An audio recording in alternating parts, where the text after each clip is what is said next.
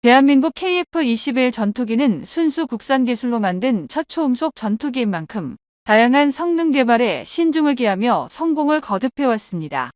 KF-21 보라매는 2023년 1월 처음으로 남해 상공에서 초음속 비행을 성공하며 극한의 테스트를 진행하고 있습니다. 초음속 전투기는 아음속보다 세밀한 동체 설계가 필요하고 첨단 장비도 갖춰야 하는 만큼 개발 자체가 어렵습니다.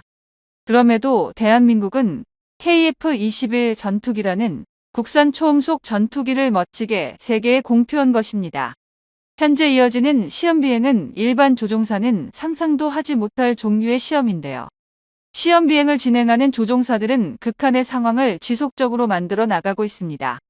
속도를 거의 0에 가깝게 줄여 동체가 균형을 잃게 한 후 다시 속도를 올렸을 때 정상으로 돌아올 수 있는지 본다거나 엔진이 과열돼 꺼야 하는 상황을 가정하고 공중에서 엔진을 껐다 켜기도 하고 항공기를 지상 3000m 상공에서 순간적으로 150에서 300m까지 하강시켜 자동 상승 장치가 작동하는지 확인하기도 합니다. 실제 전투 상황에서 비행기를 운영할 조종사의 안전을 위해 스스로의 안전을 담보로 비행하며 KF-21 전투기의 성능을 검증하는 것입니다. 전투기의 개발이 끝나가는 지금 시험 비행 횟수 2000회를 착실히 채워나가는 우리 조종사들에 대해 경의의 심이 들 정도입니다. 사실 한국의 상황을 본 KF-21 사업 초기 해외 전투기 개발 유수업체는 KF-21 전투기 개발 계획을 기적에 기반한 일정이라고 할 만큼 무리한 계획으로 평가했습니다. 하지만 현재까지도 지원 없이 순조롭게 진행되어 많은 외신들이 개발 성과에 놀라움을 표하고 있습니다. 실제로 미국과 유럽 등 전투기 선진국들도 신형 전투기 개발 착수 후 전력화까지 15년 이상이 걸리는데 대한민국의 계획은 10년 안팎으로 현재 성공 가도를 달리고 있는 개발 상황이 일정에 맞춰 완벽히 성공할 경우 선진국들보다 짧은 기간에 개발을 성공하는 것입니다. 대한민국은 반대파의 목소리를 이기기 위해 외부 세력의 음해를 저지하기 위해 하루하루 피땀을 흘려가며 개발을 성공해왔습니다. 이제는 6세대 전투기 기반 기술까지 개발하고 있어서 놀라움을 더하고 있습니다. 수많은 신기술 개발에 힘을 쏟고 있으며 스텔스부터 국산 엔진까지 한국산 전투기를 위해 매일 고군분투하고 있습니다. 특히 대한민국의 KF-21 전투기 스텔스 기술이 차근차근 성공 가도를 달리고 있습니다. 한국형 보라매 전투기는 4.5세대급 블록1의 성능을 최종 개량 중인데요. 더불어 2028년까지 완성될 KF-21 블록2에 대한 개발도 계속해서 진행하고 있습니다. 한국이 스텔스기를 제작할 수 있다는 것에 대해 많은 국가들은 전혀 믿지 않는 눈치였었는데요.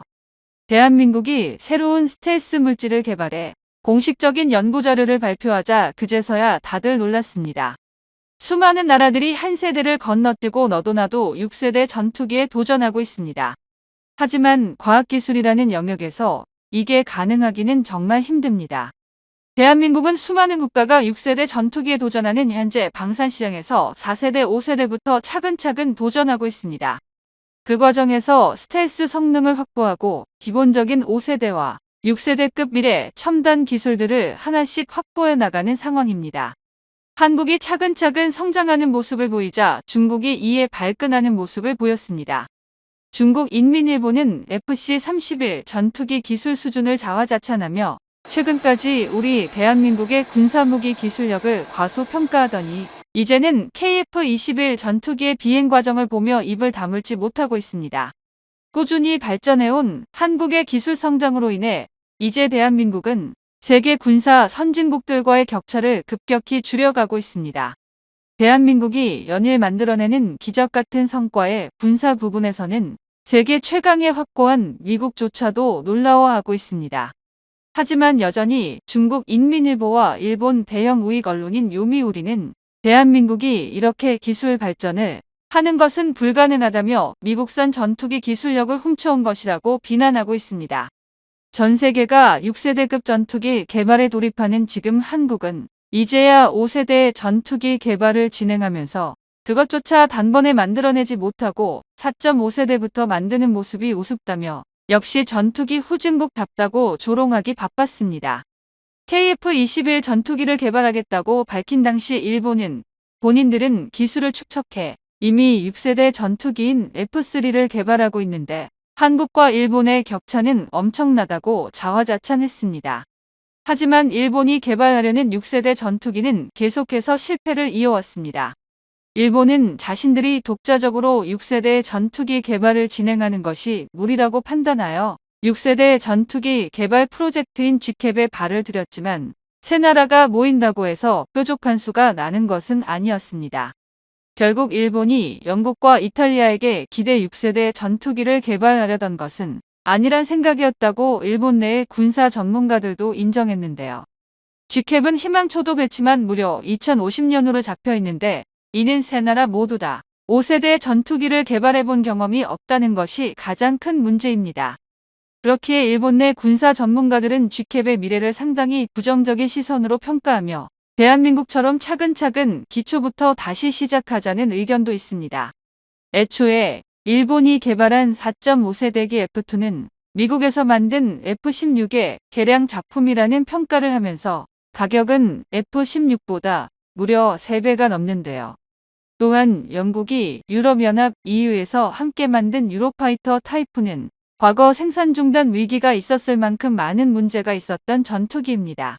냉정하게 평가를 하자면 대한민국과 다르게 4세대, 4.5세대기도 제대로 만들어보지 못한 나라들이 중지를 모아봤자 별다른 성과 없이 돈만 나갈 것으로 예측되는데요. 실제로 결성된 지 불과 얼마 되지 않은 GCAP의 전투기 개발 현황은 그다지 좋지 못합니다. 하지만 일본이 GCAP에서 하차하게 된다면 아무런 성과도 나지 않은 프로젝트에 눈덩이처럼 불어나버린 예산을 남은 국가가 감당해야만 합니다. GCAP에 참여하기 전 일본의 6세대 전투기 F3의 개발 비용은 무려 50조 원 이상 책정되어 있었는데요. 일본은 해당 예산을 줄이고 영국과 이탈리아의 기술을 전수받기 위해 이 프로젝트에 참여했습니다. 하지만 프로젝트는 마음대로 흘러가지 않았습니다. 그 이유는 기본적으로 6세대 전투기를 만드는 것이 절대 쉬운 일이 아니기 때문입니다. 아직 개념 확립도 제대로 되지 않은 6세대 전투기는 개발 기간 내에 제대로 만들어낼 수 있을지조차 의문입니다.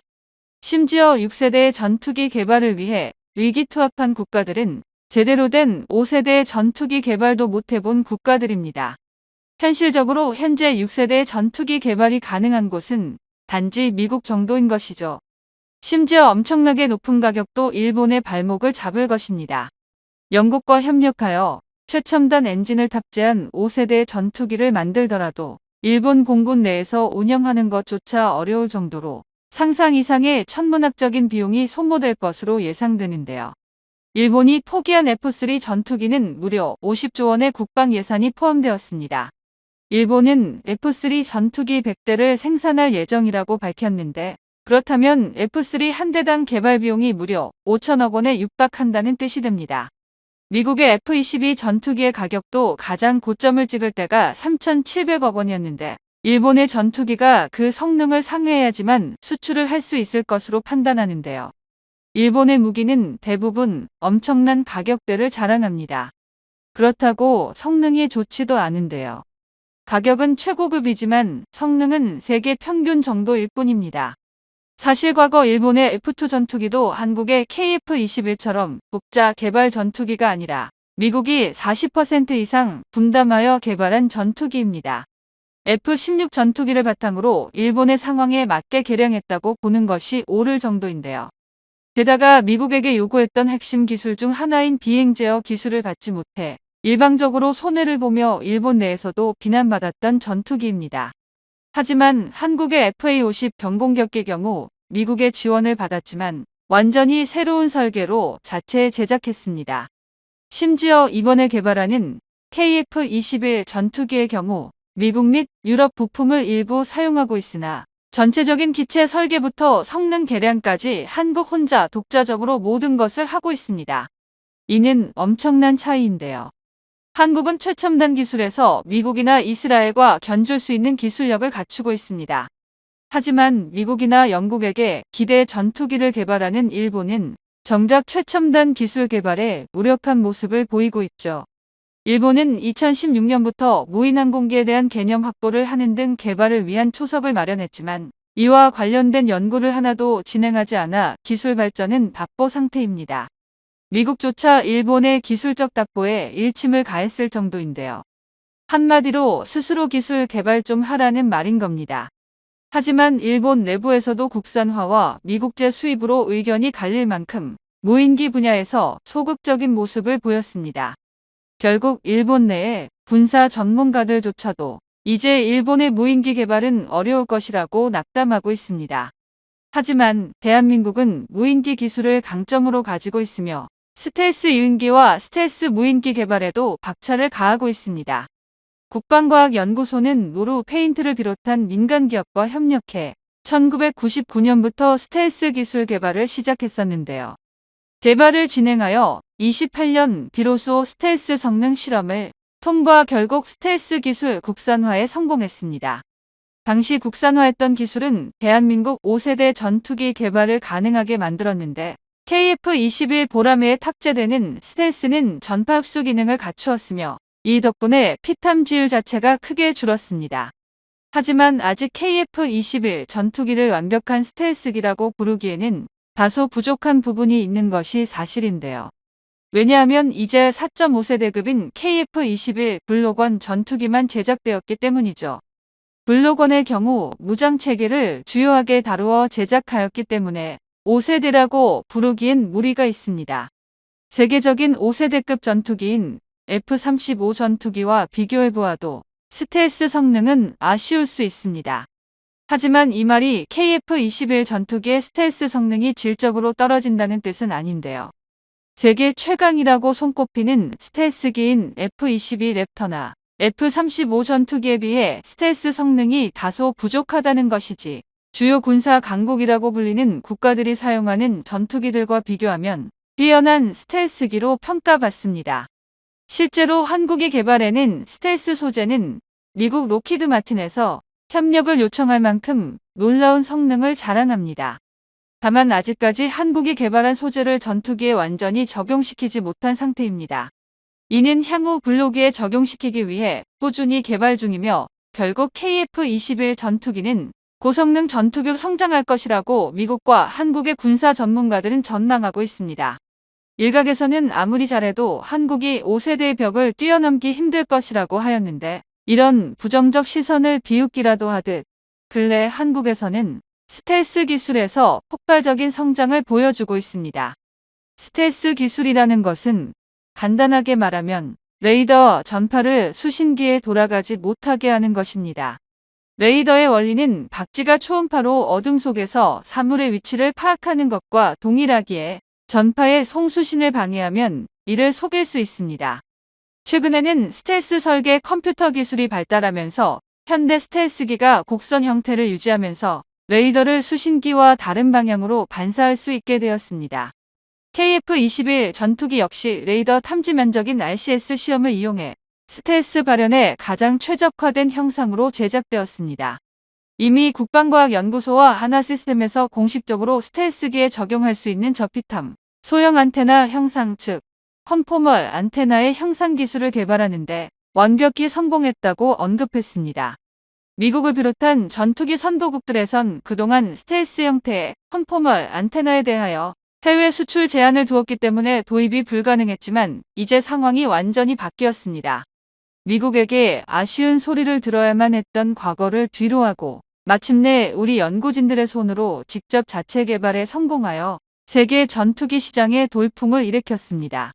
한국형 컨포멀 안테나란 전투기 등의 기체 표면을 따라 안테나를 밀착시키는데 컨포멀 형상을 만들게 되면 적의 레이더파가 아군 비행기 표면에 부딪혀 되돌아와 레이더 반사 면적 RCS가 작아지면서 스텔스 성능을 향상시킬 수 있게 됩니다. 일반인에게는 이해가 어려울 수 있지만 KF-21 전투기가 5세대 스텔스기로 진화하는 데 도움이 되는 것은 물론이며 기존 무기체계에서 쓰던 통신 장비도 안테나의 형상만 바꿔서 스텔스 무기체계로 사용할 수 있는 상황이 될 수 있다는 것입니다. 그렇기 때문에 한국의 군사 관계자와 기술 과학자들은 대한민국이 KF-21 스텔스 성능을 이미 확보했다고 하고 있으며 한국 전투기가 5세대급이라고 이야기하는 것인데요. 대한민국의 KF-21 전투기는 한국의 교체 소유만 총 170대가량이며 폴란드나 말레이시아, 인도, 사우디아라비아 등 잠재 고객층도 이미 확보한 상태입니다. 이 말은 규모의 경제 실현이 가능한 최소 300대 이상의 수요가 확보되었습니다. 가격적인 부분을 강조하는 이유가 있습니다. 바로 수출 이익으로 생긴 자본력을 바탕으로 6세대급 전투기 연구개발을 진행할 수 있는 것입니다. 대한민국의 놀라운 기술 발전이 빠르게 이루어져 우리의 자주국방을 이룰 수 있길 바랍니다. 대한민국에는 많은 이들이 모르고 있는 전력이 있습니다. 바로 헬기인데요. 그중 헬기에 장착이 가능한 천검 미사일의 비상이 시작되었습니다. 천검을 장착한 상륙 기동 헬기의 비행 소식이 전해지자마자 바로 천검의 8천억 원대 수주 소식이 전해졌는 겁니다. 현재 천검은 한국이 자랑하는 공격 미사일로 개발부터 수출까지 여정이 한국 국방산업의 성장과 혁신을 그대로 상징하고 있습니다. 한화 에어로스페이스 주도에 완성된 이 미사일은 한국이 방산 수출 강국으로 도약하는 데 결정적인 역할을 했는데요. 천검은 특히 고도의 기술력과 혁신을 요구하는 무기체계에서 한국의 독자 기술력을 과시하며 글로벌 시장에서의 경쟁력을 입증했습니다. 천검은 기존 유사무기 체계를 뛰어넘는 침투력과 명중률을 자랑하며 적의 탱크는 물론 강화된 방어시설까지 정밀 타격할 수 있는 능력을 보유하고 있는데요. 특히 고도로 발전된 유도 시스템과 견고한 구조 설계는 천검을 세계 시장에서 독보적인 위치에 올려놓았습니다. 2022년 천검의 첫 번째 시연을 지켜본 군사 관계자들은 경악을 금치 못했습니다. 헬파이어2보다 작은 크기의 천검이 헬파이어와 유사한 관통력을 보인 것입니다. 한국 방산의 첫 번째 작품이라는 것과 아직 시제품이란 점을 감안하면 놀라운 일인데요. 스펙상 천검의 길이는 1.5m, 직경 150mm, 중량 35kg으로 길이 1.6m에 직경 178mm, 중량 49kg인 헬파이어 대비 훨씬 가볍고 작은 크기의 탑재가 용이했습니다. 더구나 미사일 발사 후 개입하지 않아도 되는 발사 후 망각, 파이어앤 포겟 능력을 탑재한 헬파이어 대비 천검은 한 발 더 나아가 발사 후 망각과 함께 발사 후 재지정, 파이어앤 업데이트 능력까지 탑재하고 있습니다. 즉 적 전차가 앱스 등을 이용해 천검의 기만을 시도하더라도 운용자가 다시 천검의 경로와 목표물을 재지정해 줄 수 있다는 건데요. 쉽게 말해 적의 기만 체계를 무력화하고 명중률을 압도적으로 높일 수 있다는 것입니다. 하지만 이것만으로는 이미 헬파이어2의 잠식된 세계 시장을 공략할 수 없을 텐데요. 천검이 갖춘 비장의 무기는 바로 두뇌입니다. 유사 무기 체계에서는 천검의 세계 최초로 인공지능 알고리즘을 탑재한 건데요. 이 덕에 유사시 운용자의 개입 없이도 보정 표적을 자동으로 포착할 수 있습니다. 한마디로 천검이 알아서 혼자 적과 싸울 수 있는 것입니다. 그리고 무엇보다 천검을 한국이 순수 국내 기술로 개발한 국산 화율 96%의 토종 미사일입니다. 따라서 공대지뿐만이 아니라 공대함, 지대지 등 다양한 플랫폼에 적용할 수도 있고 사거리 연장탄, 특수 목적탄 등 다양한 탄두를 적용해 볼 수도 있는데요. 이뿐만 아니라 그동안 물량 부족으로 허덕였던 헬파이어2를 완벽히 대체할 수 있습니다. 합리적인 가격도 장점입니다. 현재 천검을 양산 초기 단계로 개발 중인 여러 파생품이 있어 정확한 도입 가격이 공개되진 않았습니다. 그러나 제인스닷컴의 보도로는 헬파이어보다 최소 30% 이상 낮은 가격에 보급될 것으로 보이는데요. 여기에 해외에서도 많이 운영 중인 아파치와의 호환성을 감안하면 수출 물량이 확보되는 대로 단가는 더욱 내려갈 것이 확실해 보입니다.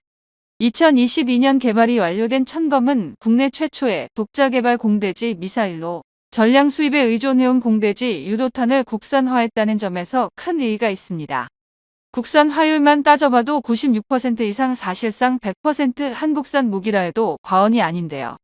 천검은 개발 당시부터 관통력이 사거리 등 성능 측면에선 해외 유사무기 체계인 미국산 헬파이어와 비교되곤 했습니다.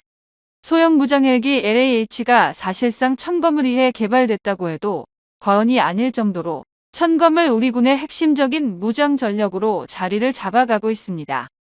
현대전에서 헬기는 전차를 상대할 때 가장 확실하고 효과적인 무기체계로 헬기는 대공 화망이 닿지 않는 원거리에서 일방적으로 전차를 타격할 수 있고 목표물을 공격한 뒤에 능선이나 엄폐물 뒤로 재빨리 동체를 숨기는 등 입체적인 공격이 가능하기 때문입니다.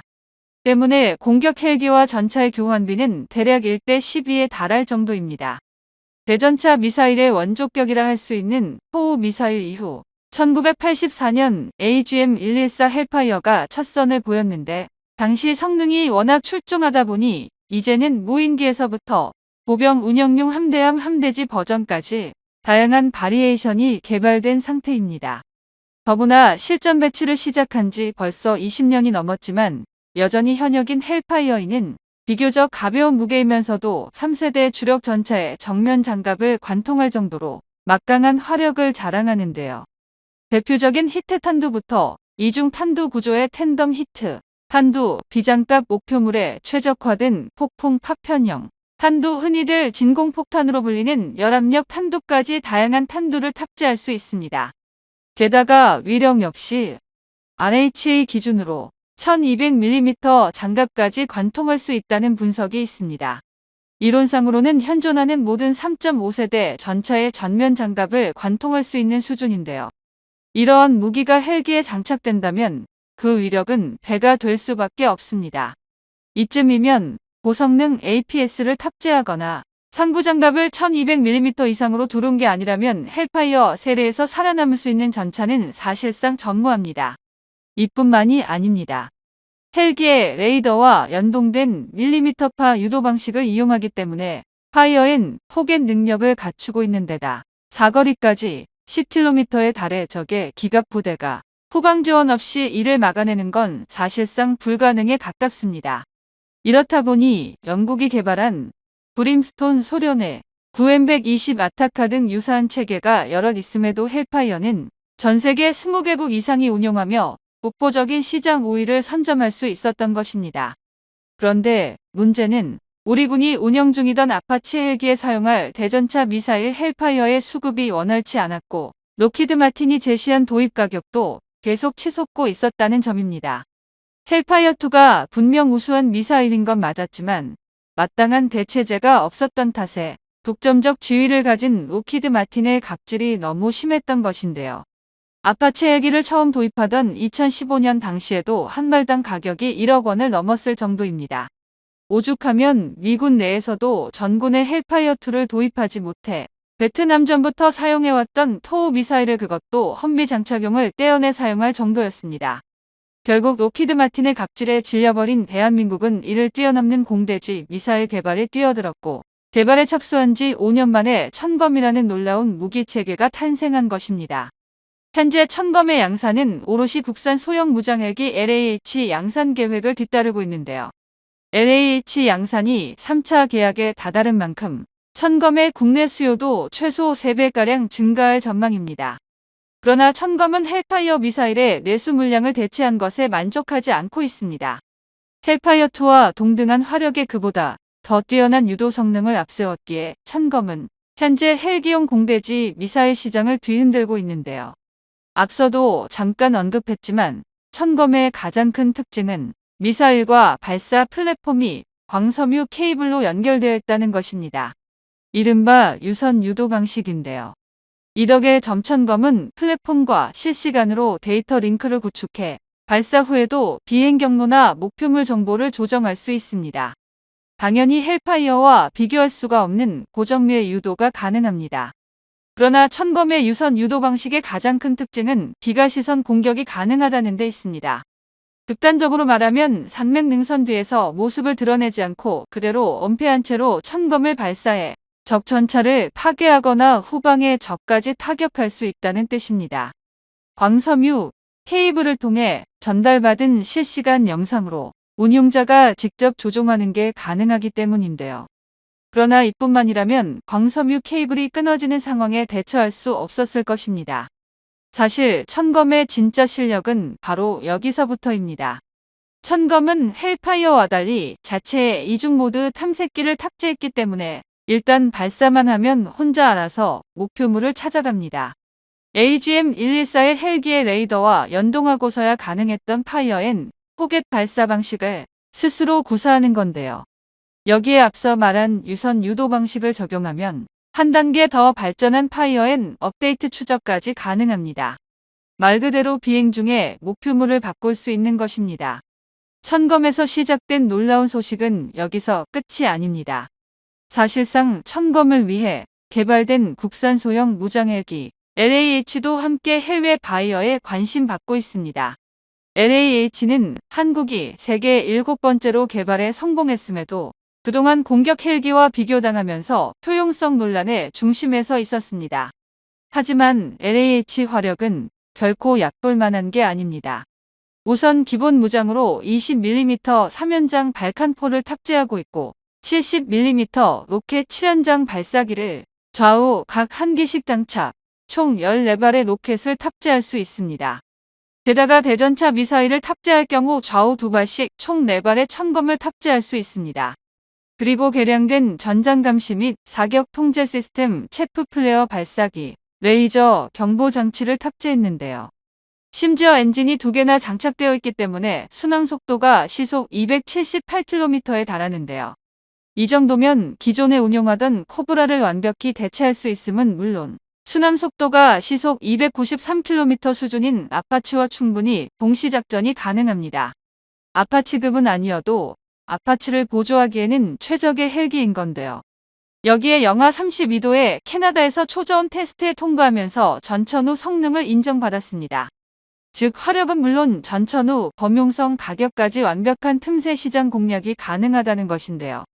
아파치 플러스 헬파이어의 조합을 계획하고 있던 국가들에게 충분히 매력적인 차선책이 될 전망입니다. 세계 무대에서 인정받은 우리 기술력 성과인 천검과 공격 헬기의 여정이 더욱 기대되는 이유입니다.